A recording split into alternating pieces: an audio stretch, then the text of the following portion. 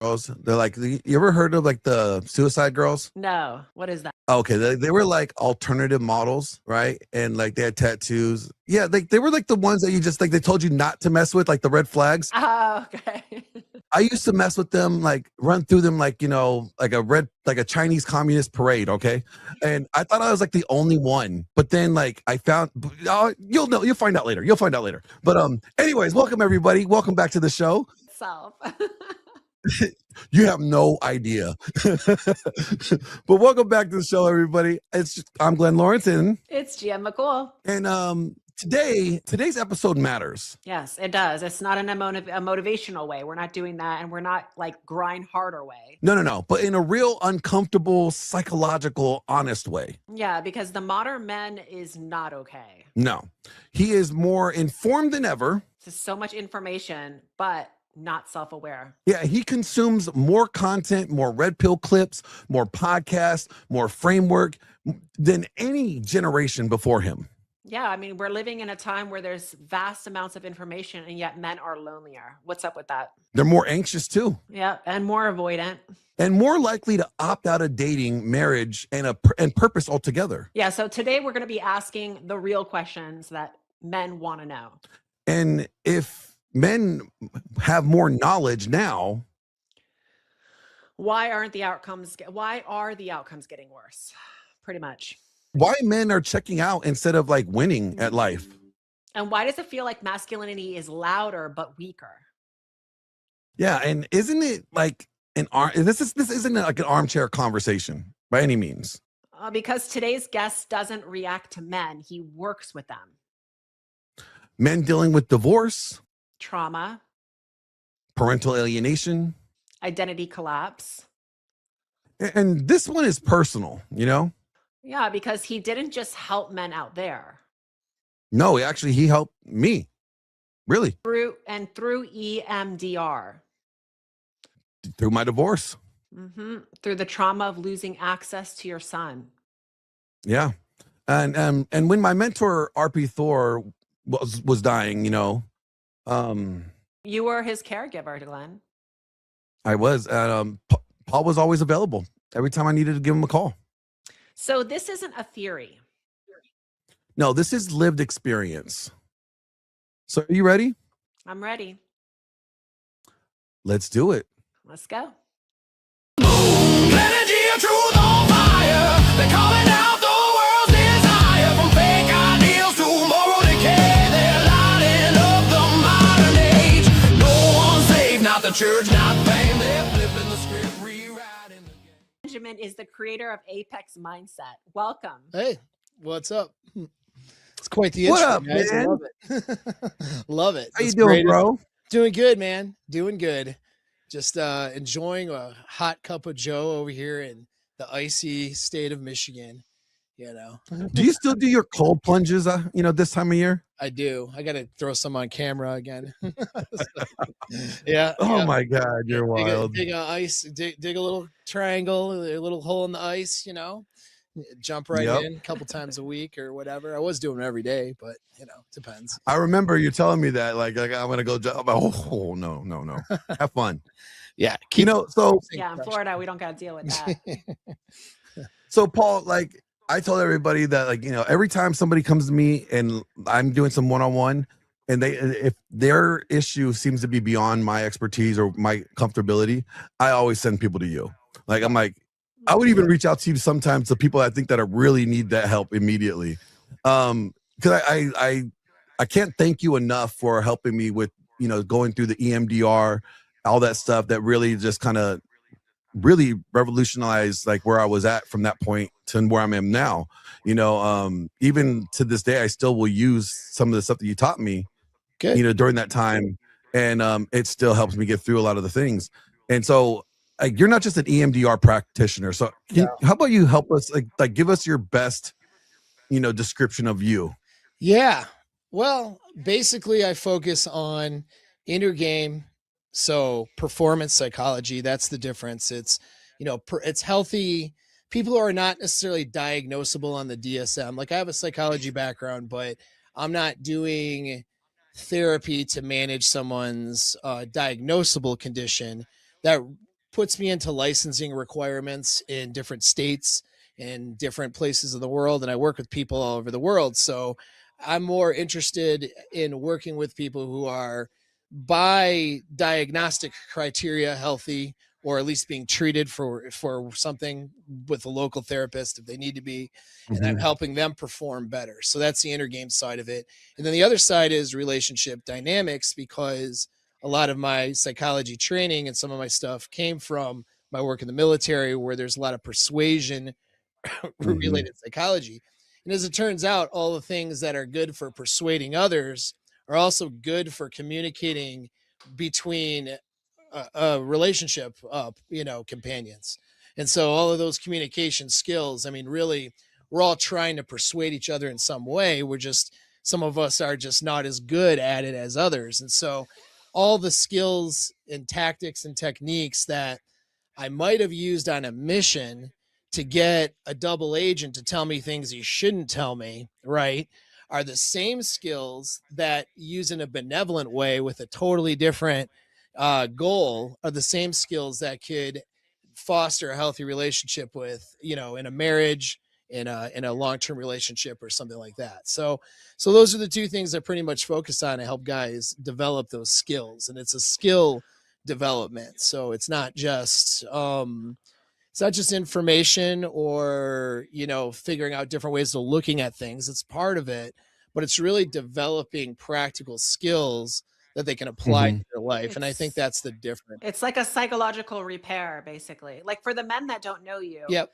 we know that you help repair men's lives after they crumble, basically, after they're in that middle of that suffering.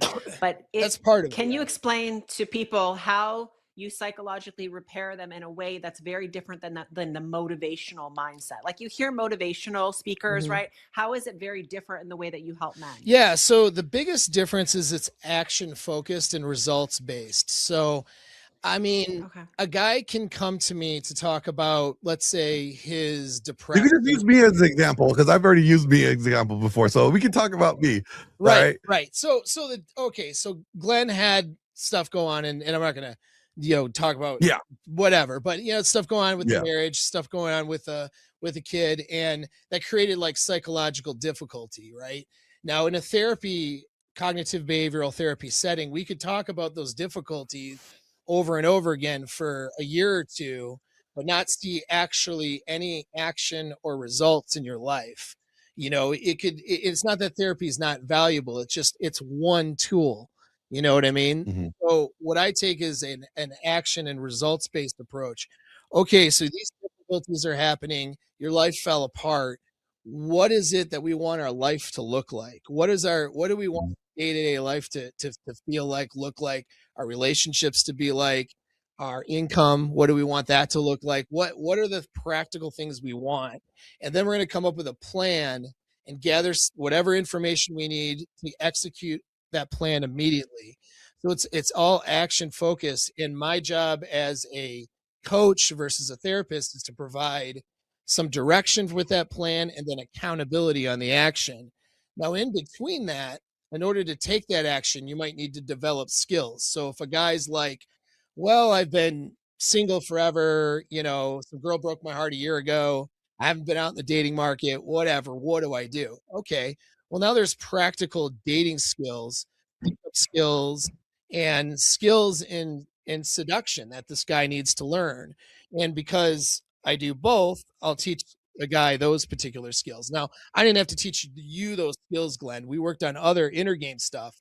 You already Yeah. had that stuff, but it depends on what the guy is coming to me for. Like an entrepreneur, for example, use a client of mine as an example. He runs a tree. He's an arborist. He runs a tree business, right?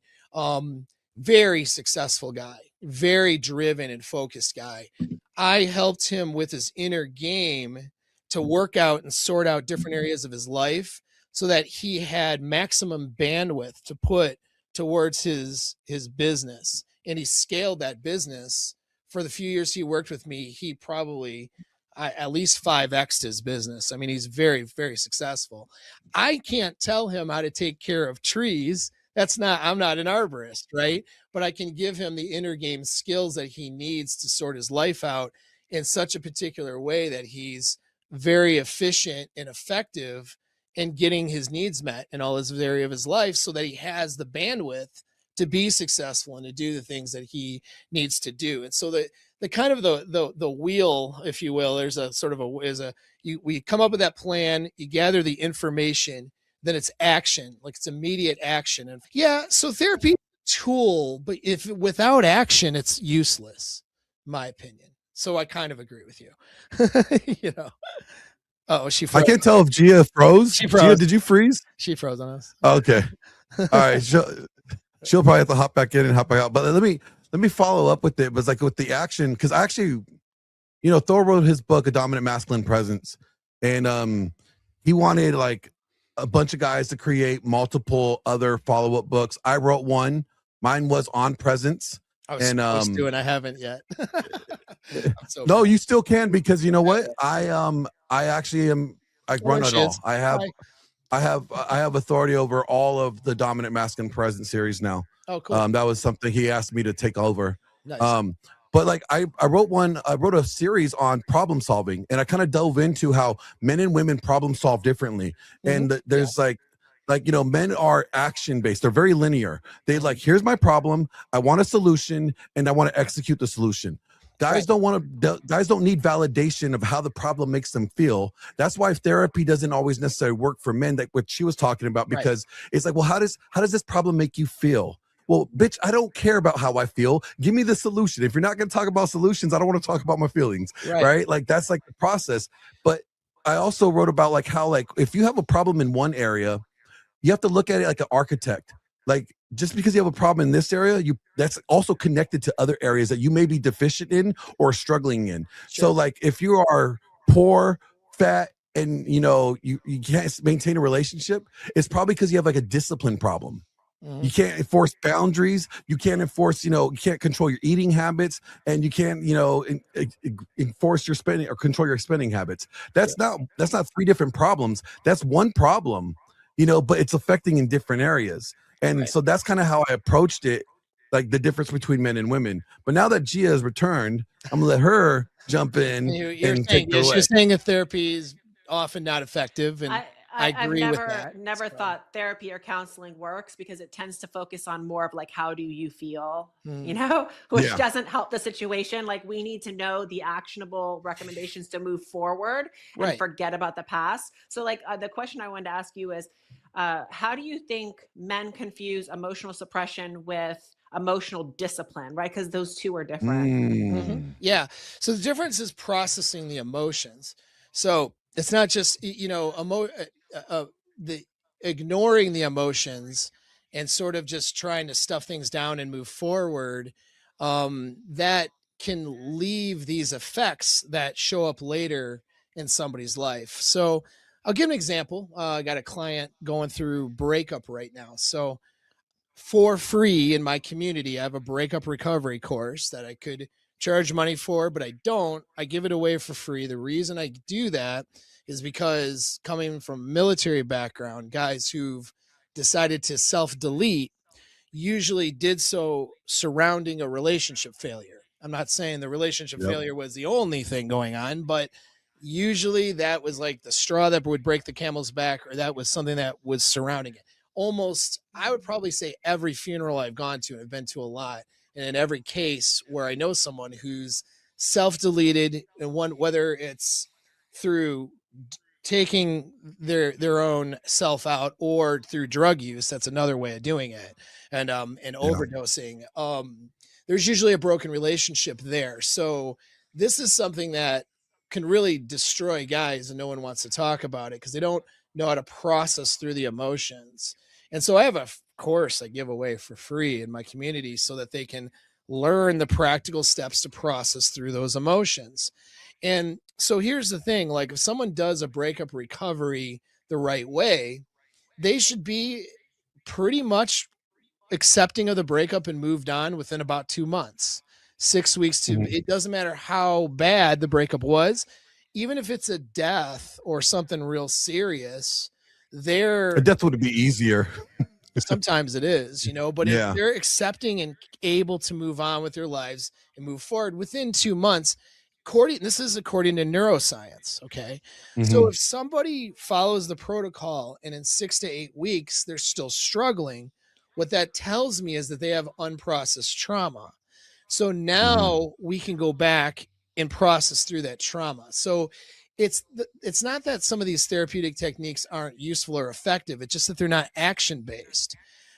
You can talk about your relationship with your mom and your dad or how you got bullied in school forever and get nowhere in therapy, or Mhm. you can take action.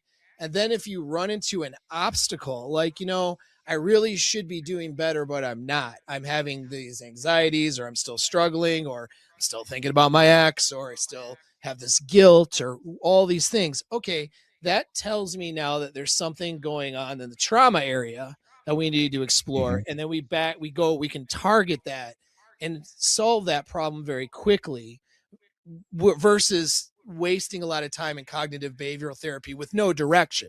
See, the problem with therapy is there isn't any direction.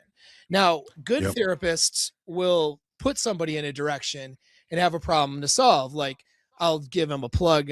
Sean Smith, I think I've Yep. I was done gonna, I was gonna therapy say with Sean him, Smith. but Sean Smith to me seems like an excellent therapist. You know what I mean? And so he wouldn't let somebody who comes into his office struggling with anxiety sit there and just, talk about their problems with no solutions for years. You know what I mean? He would, I imagine, would point this person into a direction of solving the anxiety problem.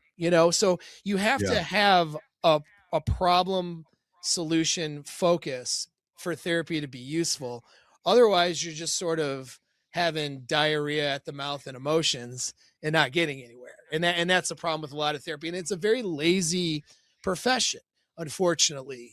There's That's kind of like what we did. Like when I presented you like with what I was dealing with, Mhm. you're like, hey, there's this thing called EMDR. Right. I think it'll be a good shot. I think we need to try it out. Let's give it a shot, and we'll Yep. we'll take it step by step. And I remember going through it, like thinking, like this is retarded. Like I'm just following the stupid dot, like. It But seems some of the it, tools seem really dumb, and then you're like, holy crap, that yeah, worked.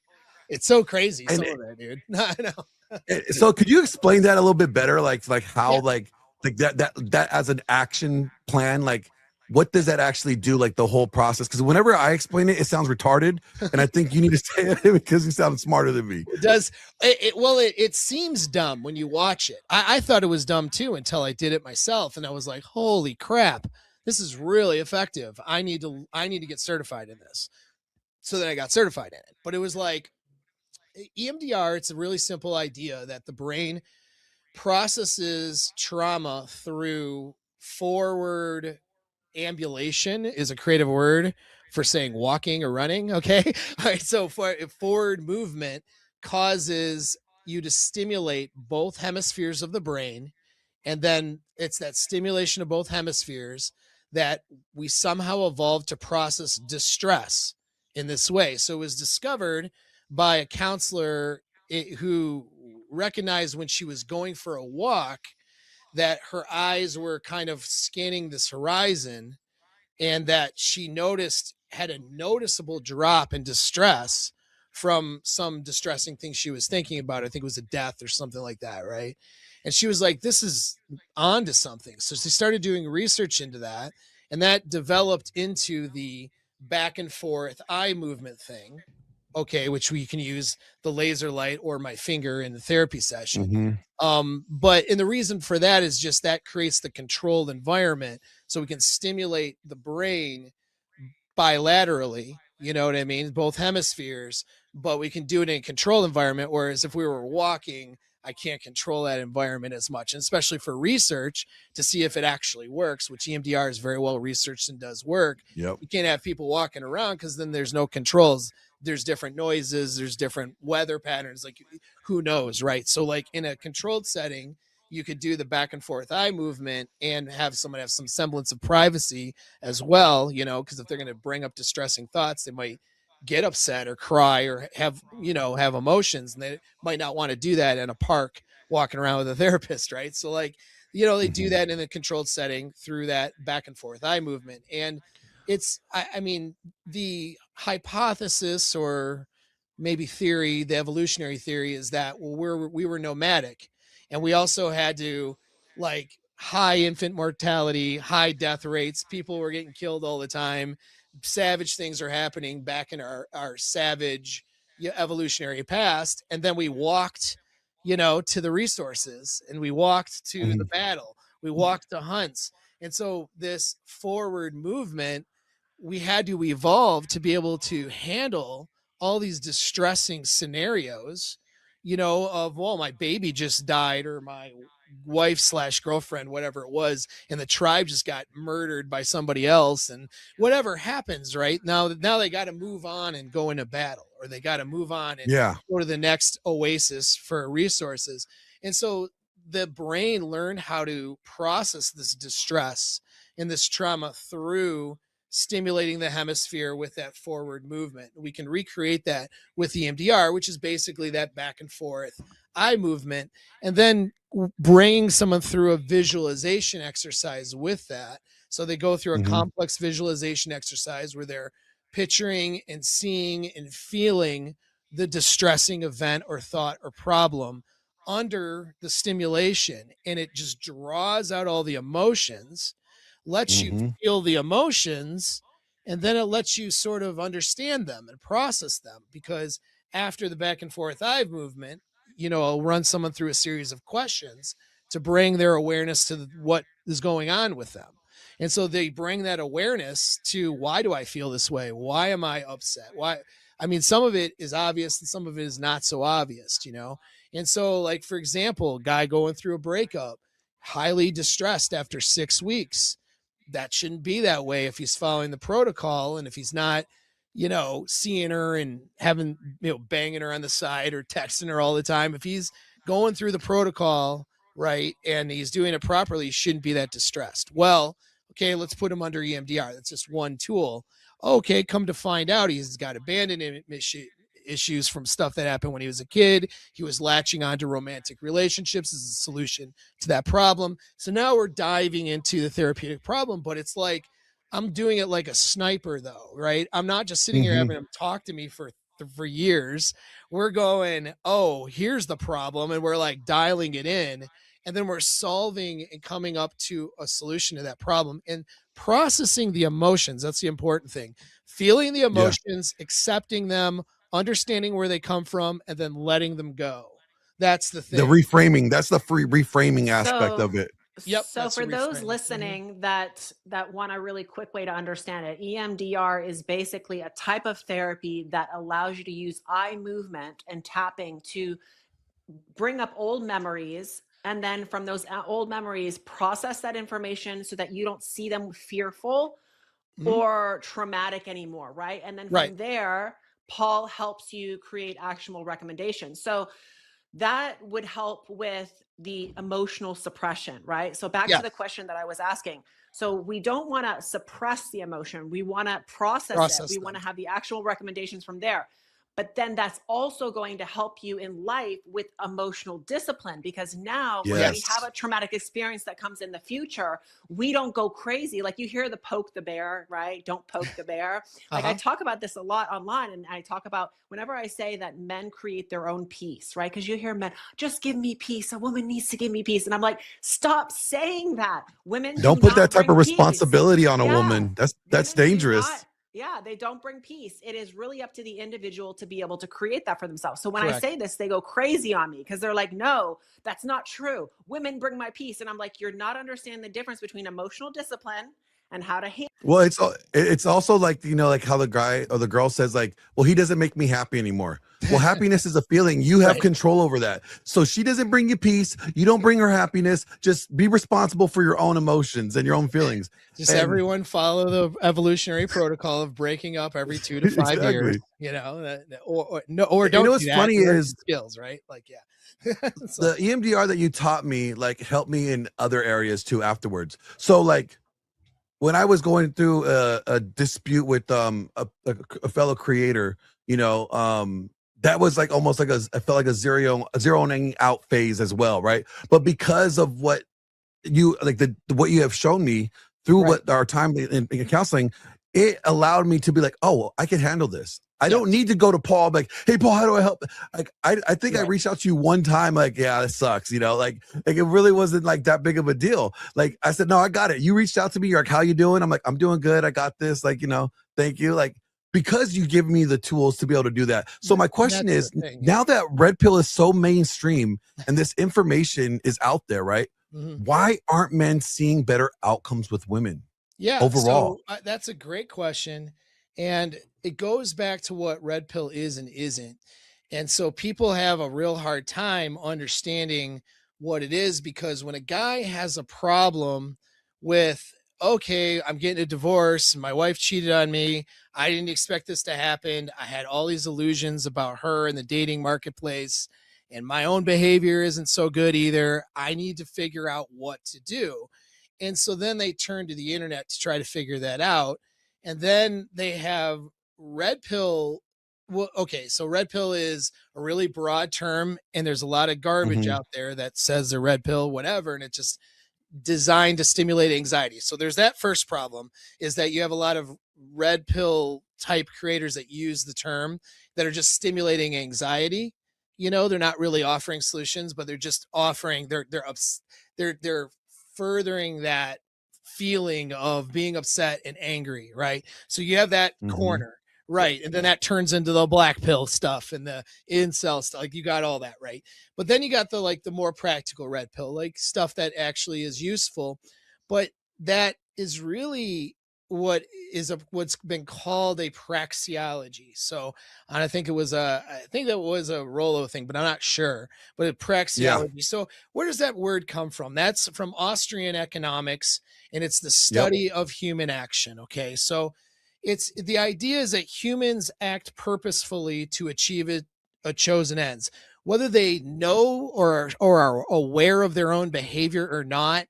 They're doing what they think works, and then that's what shows up in the sexual marketplace. So, like, when a girl, for example, is like, you know what, I'm going to join a sorority and go through a 304 phase, and then I'm going to do this next and that next. She's being influenced by her social conditioning, and she's doing what is partly her instinct, which is to mate, right, and seek out higher value mates, and there's different instincts, and they're not all get married and be happy. That would be a good outcome for that girl, but unfortunately she's following a different set of instincts based on social conditioning, based on what she thinks will work for her.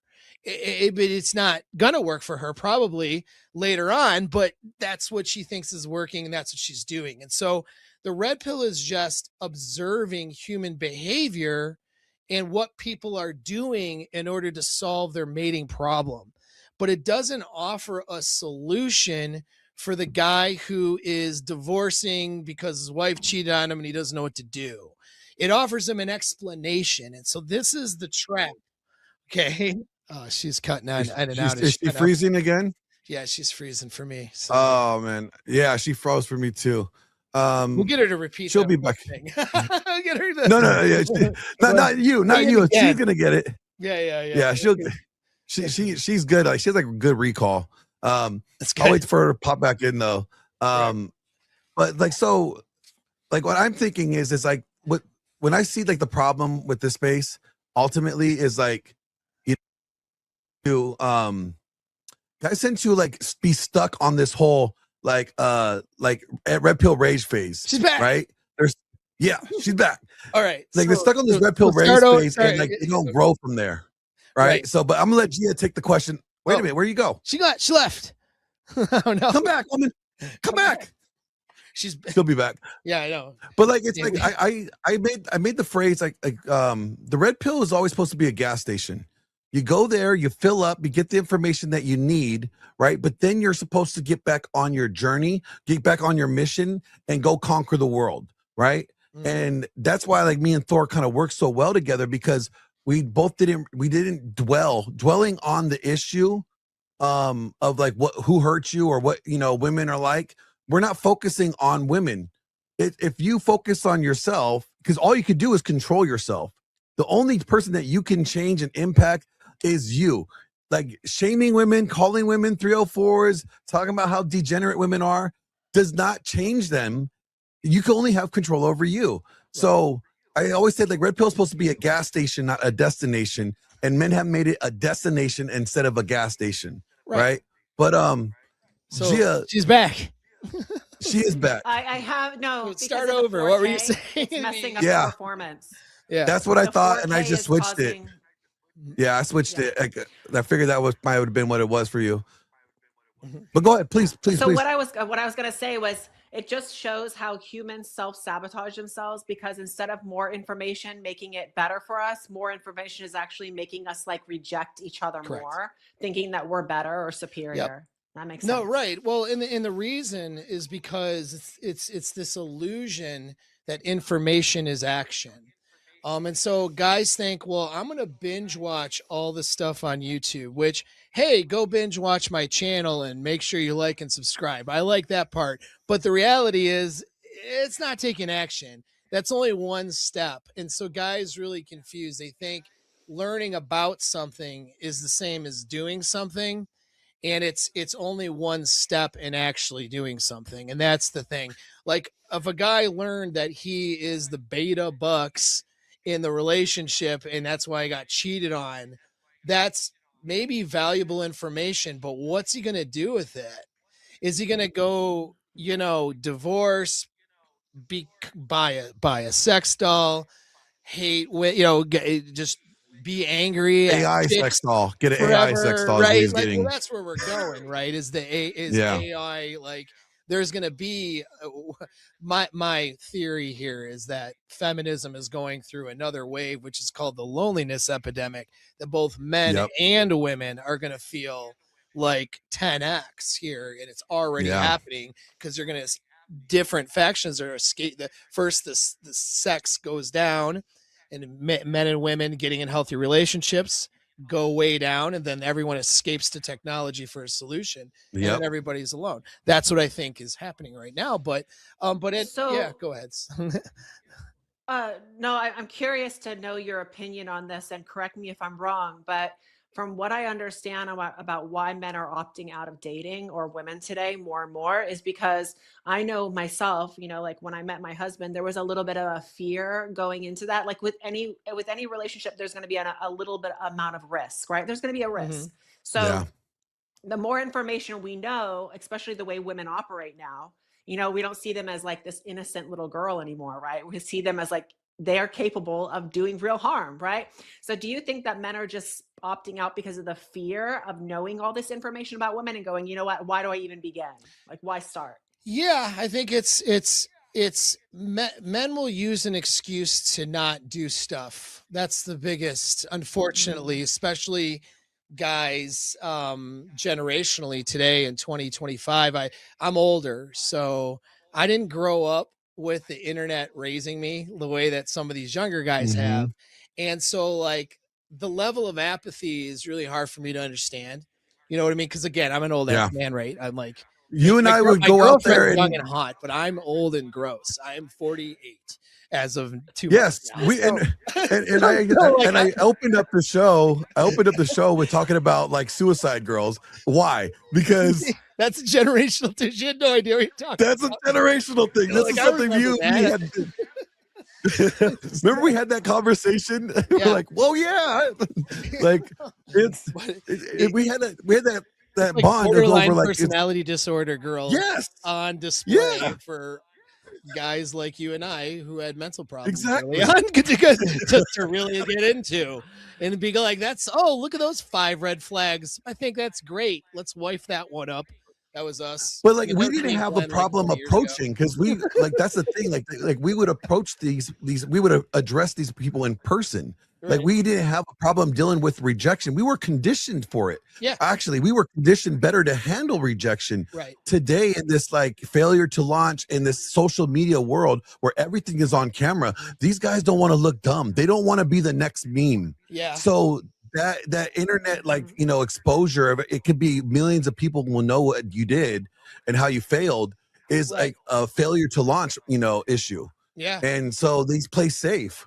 Well, the younger guys are really, and I don't even know, we're pivoting a little bit if I get into this, but I remember when I was a young kid and I wanted porn, I would get the Victoria's Secret catalog and be like, man, this is hot, right? That's 12-year-old me. Okay, 9-year-olds are getting free access to any type of pornography they want, and nobody's watching them. And that's been going on for probably a couple generations now, right? So since 2006 or 7, around that time period, you could access free porn on the internet, and to the nth, to whatever degree, right? Like just unhinged. And these young people condition their brains to getting free dopamine and free sexual. They're getting all the perks without the responsibility. Exactly. Or the action or the stress that you need to go through in order to talk to get a real pacified. woman. Right. And so they condition their brains while their brains are still forming and maturing, which is really the scary part. So now they get into their 20s, they got erectile dysfunction because they can't take the anxiety of talking to a woman to have a real relationship with a real living, breathing person. They're conditioned for the screen stuff. And then, and I've said that. Yeah. And so that's a real tragedy here, is that this is why men don't take action. The younger guys, this is why they're very weak. You know what I mean? They're not resilient because they've been trained to easily escape to a screen. Conditioned. Right. Well, and it's 100 times easier to masturbate than it is to have sex. Like sex takes effort. Right. It takes real I'm effort. sorry. I just can't do the masturbating thing. I got these things called calluses on my hand, and like it just doesn't feel good, bro. Like it's just, So then this leads me to my next question. Do you think the red pill is good for short term and really hurting guys for the long term? Interesting. I don't think that it's doing harm. I think that just guys are harming. Incomplete? It is. Is it just incomplete? It is incomplete, but I think that people just need to understand that this is not a solution. But you know what? A lot of guys who are on the practical side of the red pill that offer really good advice, have decent channels, they say that all the time. The problem is they say, hey, this is a praxeology. Hey, this is not a prescription. Like they say that all the time. Guys just don't listen.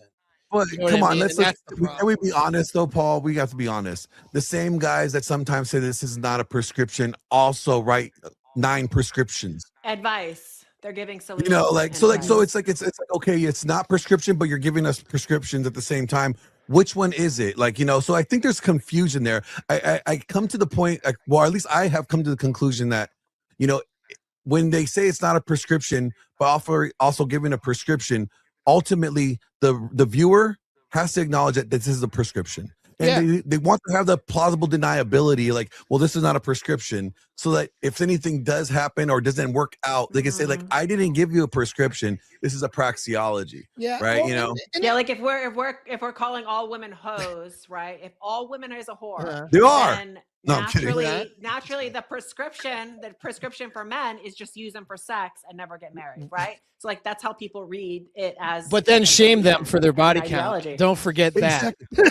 Oh my God! You know what? I'm so glad you brought that up. This is the funniest thing. I'm having this space with all these guys, right? And they're like, man, there's no marriageable women. We want, below body count. We want, marriageable women. She doesn't have sex with me on the first date. I'm out. Yeah.